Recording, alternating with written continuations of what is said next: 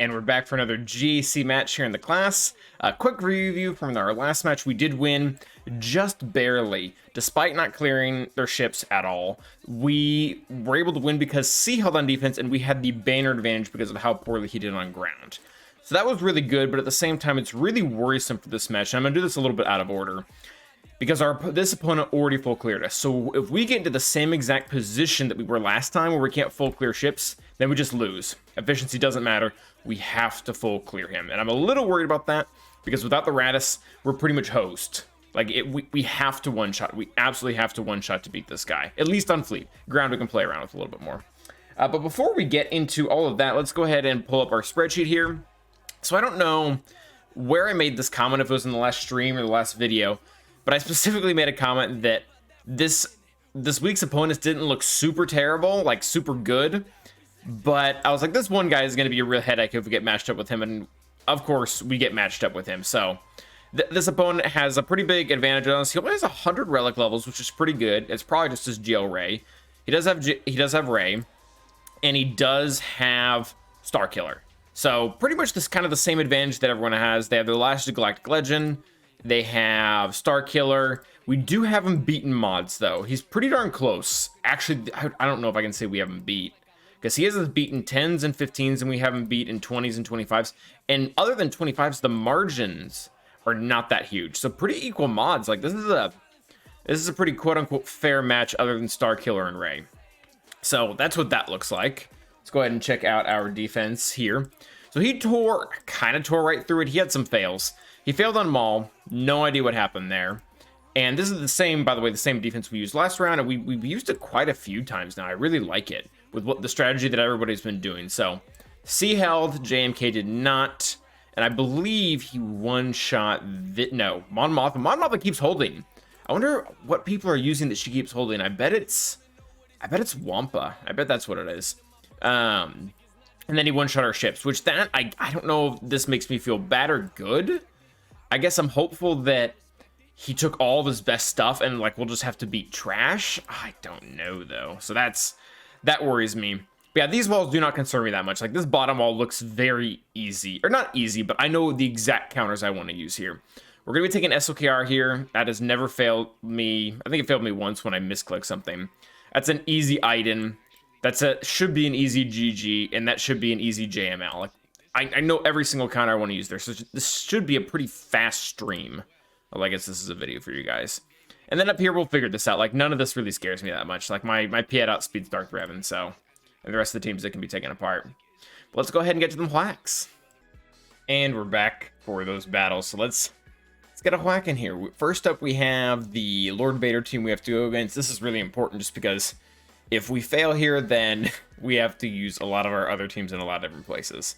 So we're taking this in a little bit of a different direction than we have previously, where we are putting in crew instead of Faust. And this is a little interesting because one of the things I noticed when we were using Faust, this was super rare, but it was happening almost like it should have been rare, but it seemed like it was happening a lot. And that was Faust has a chance to call someone to assist because of his Zeta every single time he does an action or something like that.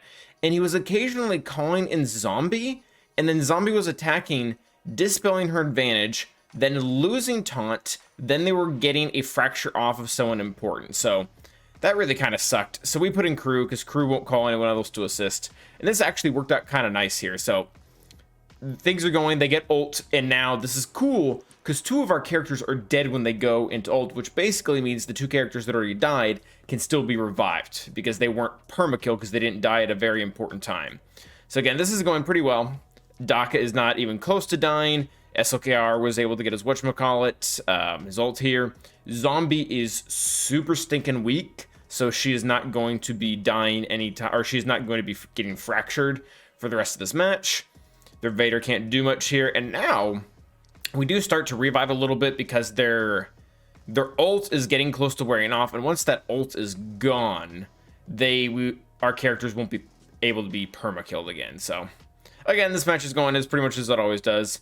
Takes a minute for SLKR to build up his mastery, but once he does, then it's game over. So this is actually not as good as the last round, but our opponent once again, or the opposing Lord Vader, went to use their ultimate, and they absorbed only negative mastery. So their Lord Vader is doing more than 1 damage, but it is dealing significantly less damage than it should be. Still a really dumb mechanic, I think. And then we get Watt back here. So this is pretty cool. So this is looking not only to be a win, which we were kind of expecting, but it's looking to be a high banner win with all 5 standing at the end of this. Which is exactly what happens. Lord Vader goes back to full health. He can be crit now, and bada bing, bada boom, he's dead. So this next one, again, we're trying to knock out all the GL fights here. So we've taken our Jedi Master Luke versus the Rey. In this fight, there isn't a whole lot to say. We have an R9 JML, and that's pretty much all she wrote. We get everyone to damage immunity here right away. The Rey, if I remember correctly, I think she had a speed set. It was really weird. She had like a speed set, but she had an offense primary, which I don't know. But anyways, so with that, we knew that we could probably tank an ult pretty easily. But yeah, we got 3 characters into damage immunity. They're not quite close to ult yet, but we're just now getting it as well. So we go ahead and burn Shock Seal, because we know that we're going to get it back. Oh, I thought we were going to. I guess we're not. I don't think anyone was actually close enough to really need it. So yeah, Rey's going to get her ult here. That's going to be annoying. And from here, we try to avoid using the call to assist, because that generates turn meter. That's just going to generate more offense. We put the protection up from Grandmaster Yoda. We've been doing that a lot recently. That actually does help our Yoda survive, despite being pretty darn flimsy. And yeah, now we just go ahead and kill the bros just to get them out of the way. And then I think we already got Rey into damage immunity, so we're going to go after her. Keep calling in Grandmaster Yoda, because I don't want him to die in a whirlwind and then be permanently dead, because they do take a little bit of damage from the AoE. Go ahead and heal Grandmaster Yoda. Finally, kind of up to full health, it looks like. And Armor Shred and Rey just for good measure. Big hit, and she's dead. So, I mean, this worked for the most part. We're just trying to get back full health on on JMY, and then yeah, the reality of getting protection back on this team without Hoda there is very, very hard, because we just kill things way too fast. They just all die. So yep, got R2 into damage me, which is kind of annoying, but he will go down.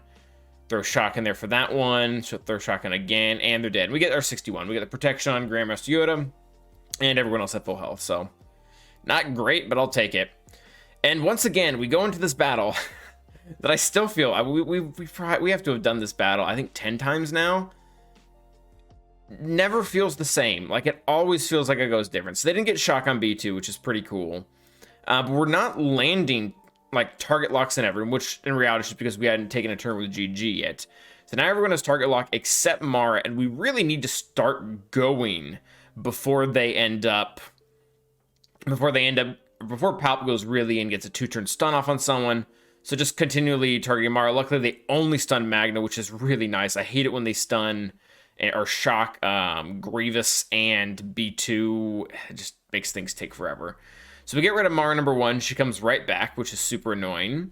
But we're able to get her down almost immediately. And now the revive isn't prompted.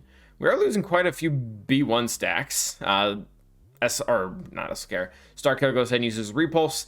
That's a good Zeta, I think, in most battles, but it really just doesn't matter in this one. Like, Grievous is one of the few teams out there that doesn't give a damn about anything when it comes to the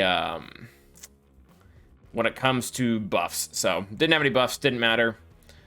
Go ahead and extort Ben now that he's the only one out there, and we just barely make it with full banners on B1. So I think we got a 58 there, which is unfortunately kind of expected for that fight. So I've recently said that this fight usually is pretty much the same exact thing 100% of the time. Nothing ever changes.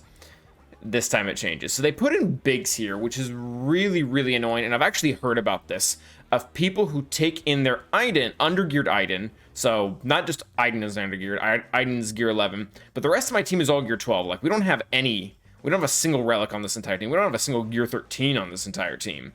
But I've heard that with Biggs getting his infinite turns there from, us countering him getting hit by an Empire character, pretty much the exact interaction you're seeing now, that this ends up being a timeout. And I tried to stun him and daze him in the very beginning to kind of slow that whole process down. But unfortunately, he just went and dodged the original stun, so we weren't really able to stop that. So that was really annoying. Luckily, Shore went ahead and took the first took the first really big hit from Kyle-Katarn, and then they just killed Death, which by that point I pretty much knew the match was over. Death Trooper is really, really important, at least doing this undergeared, because once you get one lucky kill off, you can start perma-killing people, which really fights both Kara's revive and Mon Mothma's revive. And yeah, this just isn't going well. So I put it on auto just to see like if we could get anything out of this. But yeah, again, without Death there, and also it's not good to be down a trooper in general. So we get down Kara, and I suppose maybe the smart thing to do would have been to time out, and we didn't do that. So they got to bring Kara back pretty much immediately. And yeah, they just pretty much ripped us to shreds here. So I do believe we take it off auto just because I don't think Shore or our Gear 11 Iden is gonna get the kill.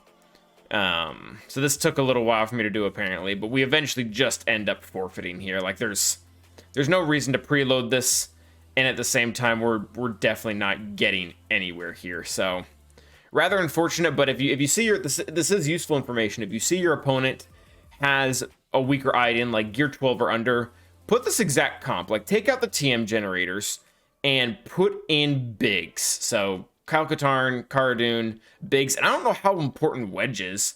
I feel like he could go either way, but yeah, probably realized significantly later than necessary that this is just not going to work, because yeah, it's just the two of them here for a minute. So the next battle, we go ahead and take in Wampa.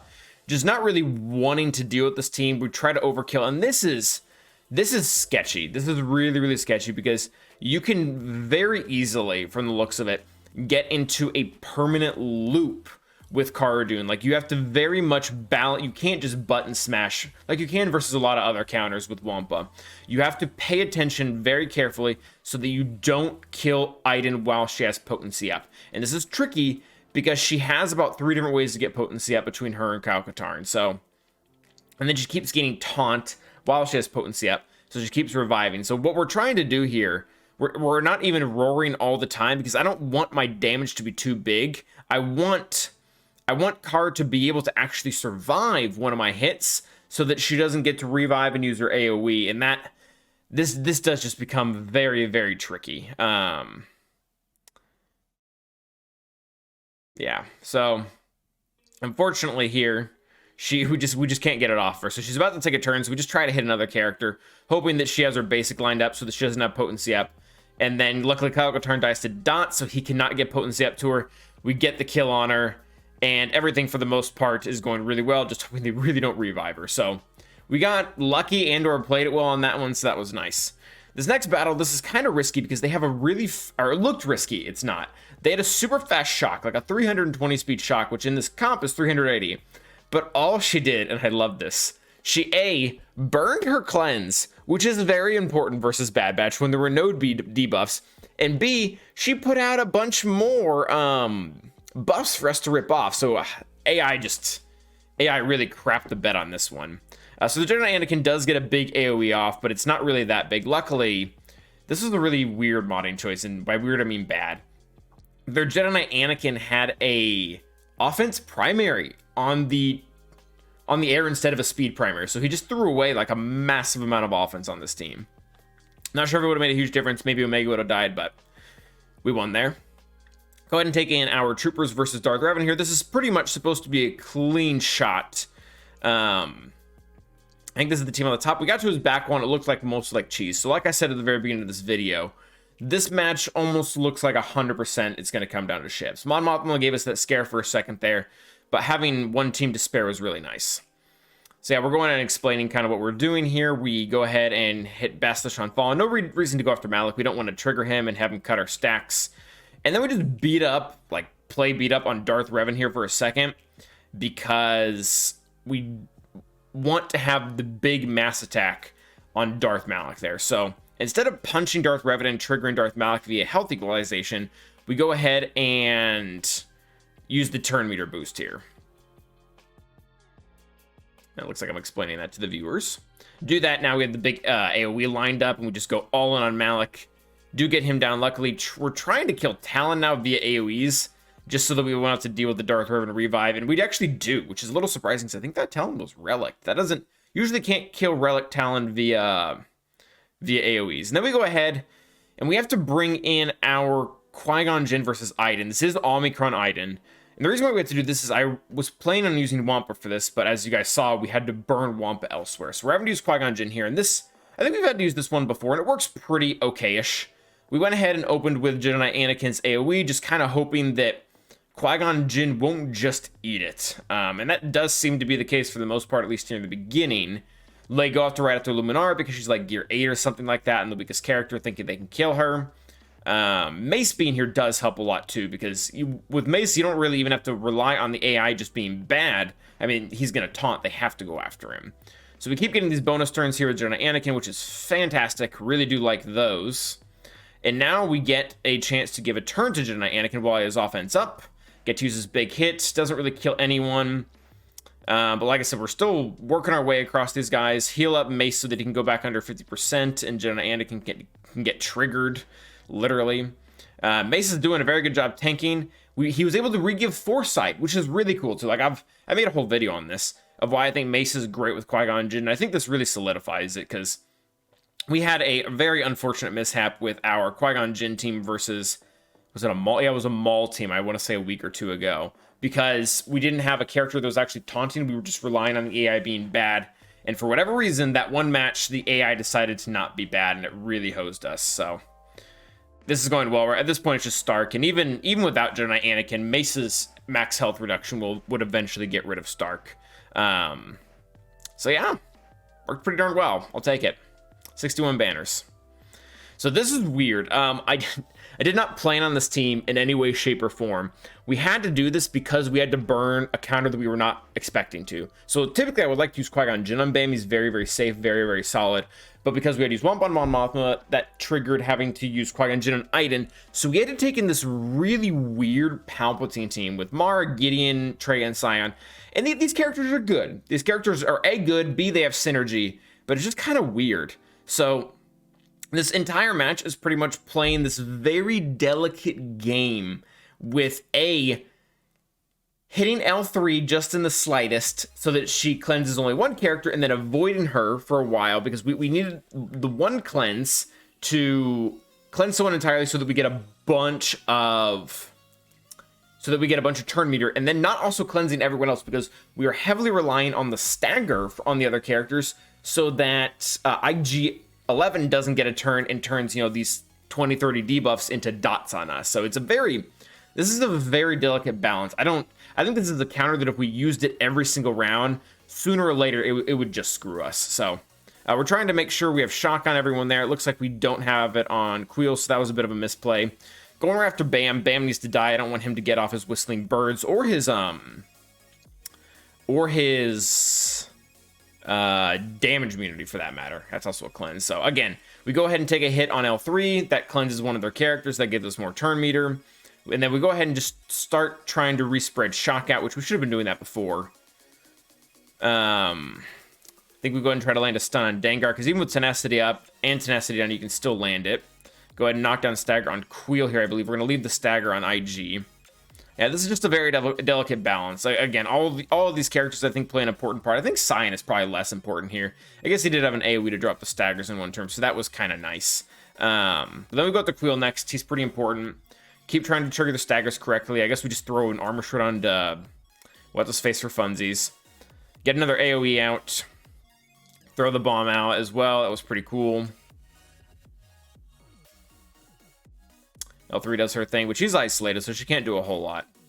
Drop their turn meter again, just because we can. And yeah, the fight's pretty much over from here. They can't do anything. Re-put on Isolate. Go for a big hit with Sion, I guess. Nothing really to tell there. Throw the bomb. Armor Shred. Yeah, she's just gonna die. Can't heal. Armor Shred eventually goes down. So we got through that, and once that had happened, we pretty much had a home run. There was no other majorly hard team that we didn't have like a meta team for. This is a little risky, but we tried to play this like a pro gamer, we'll call it that. And you'll see here in a second. You see we're killing the team very, very, very fast. And this can be dangerous because you can see Jango over here is in damage immunity. And because it's in damage immunity, we might just get stuck in an endless loop. So we're specifically trying to leave Nute. Nute, A, really needs to stay alive, and B, we need to let him spread extortion, which is a really weird thing when you think about it. Typically, this is like the worst thing a player can do is let extortion spread, but that's exactly what we do. We're trying to let extortion spread to all of our characters, because the more characters extortion spreads to, the more speed the enemy team is getting, and the more likely Jango is to take a turn. So we do cleanse it a little bit there, just because it looks like Jango is, whatchamacallit, and he's coming out of his damage immunity. He finally does. We start to cleanse everything. Try to get our protection back to the best of our ability, but, you know, Nute's a jerk, so we got a 62 there. Don't love that counter, but kind of with what we have left, it just seemed like the logical decision, and I don't regret it. So now we have to deal with the dumb GG Nute team, so we bring in Bastila here, and this is fine. They're different than the normal General Grievous team. You can just mark GG, and they will literally not do anything. Like, it doesn't matter. Like, it's much more problematic when they have B2 in there, because B2 will keep ripping your buffs off. He'll keep giving turn meter. B1 will keep healing. But yeah, we don't have that problem here at all. So we go ahead and kill, I don't even remember the other droid. I guess T3 was over there.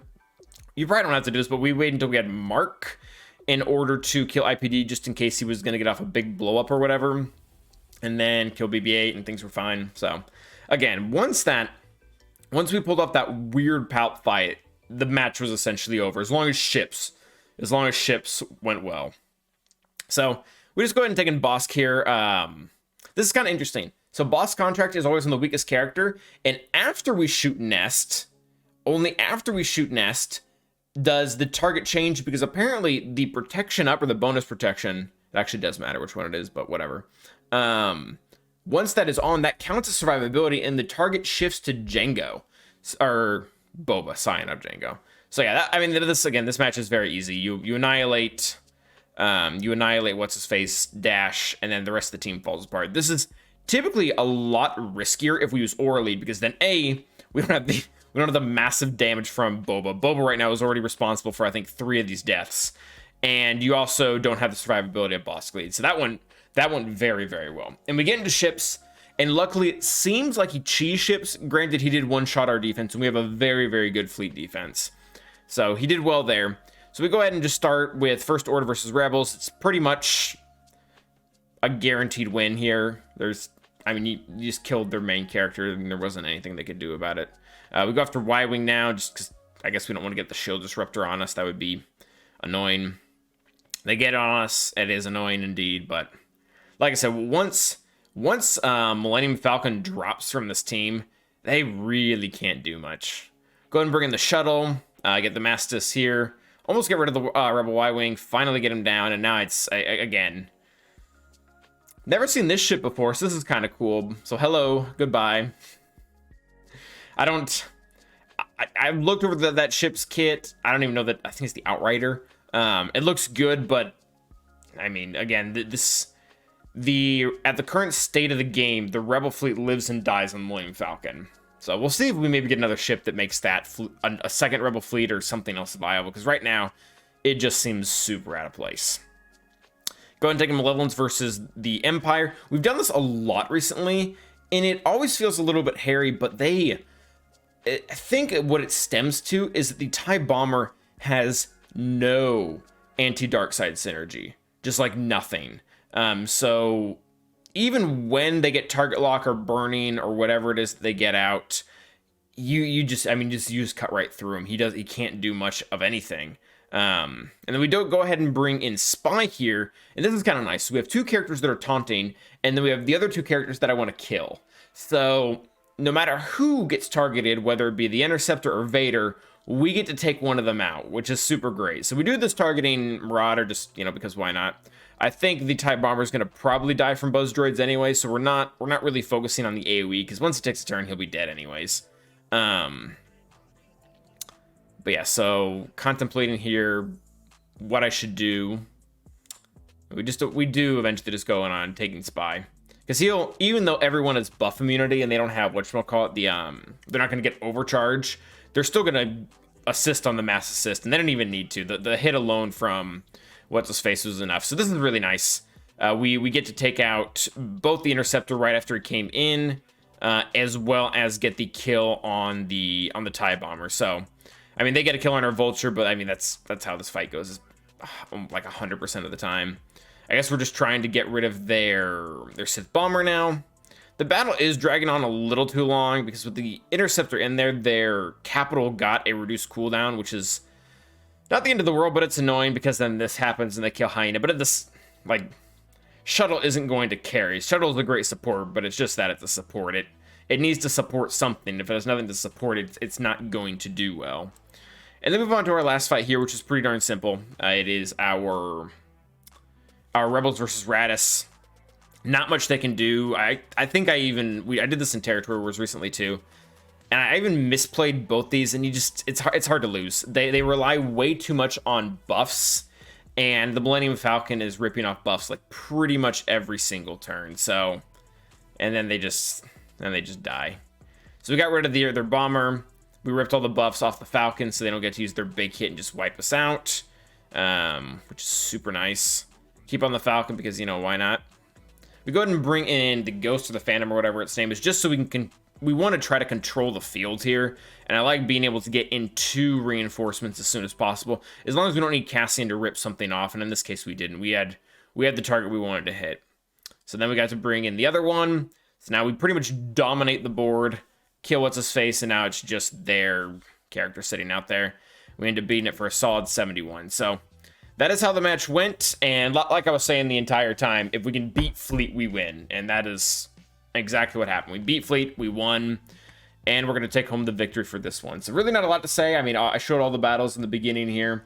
We are now currently 6-5 for the season, which is great, and we have a chance to actually come out of this on a positive note in the next match. So I'll actually be getting to that here in like 20 minutes. So until the next time, guys, stay awesome.